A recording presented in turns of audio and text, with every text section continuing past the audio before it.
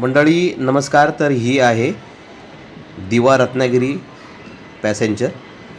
तर मंडळी ही ट्रेन सुटते 5:50 दिव्यावरून.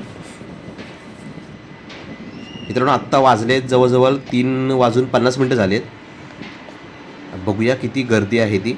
आणि जास्त आत्ता गर्दी नाही आहे, पण हळूहळू ना गर्दी पुढे पुढे वाढत जाते. पब्लिक अजून पुढे पुढे वाढत आहेत पब्लिक. हा पहिल्या डब्यातच चढतो मी वरती. बघा वरच्या सीट आहेत ना त्या खाली आहेत, बहुतेक खाली वरच्या सीट आहेत. आणि खालच्या सीट आहेत ना ते फक्त सीट अडकवून ठेवलेले काही पॅसेंजर फक्त आहेत खाली खाली. आणि बाहेर बघा किती ऊन पडतंय खतरनाक. म्हणजे जवळजवळ आत्ता 4 वाजता आले तरीसुद्धा ऊन भयंकर. हो हो खतरनाक.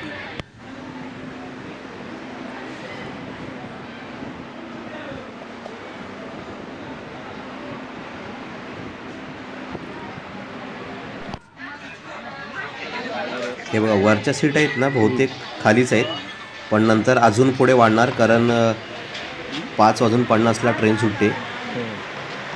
पब्लिक एवढं नाही आहे, गर्दी कमी आहे, पण पुढे पुढे अजून वाढणार. म्हणजे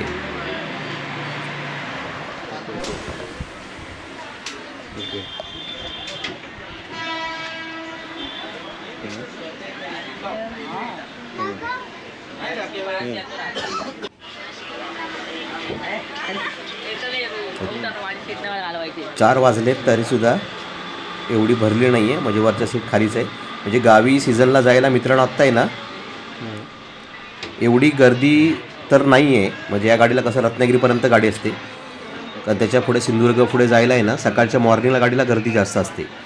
या गाडीला रत्नागिरीपर्यंत आहे म्हणून ती गर्दी कमी आहे.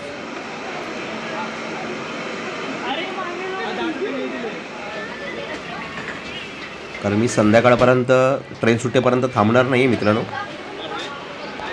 धावपळीमध्ये मी सुद्धा आलो आहे इथे बघण्यासाठी किती गर्दी असते ती दाखवतो आणि तुम्हालाही दाखवण्यासाठी मी प्रयत्न करतो आहे.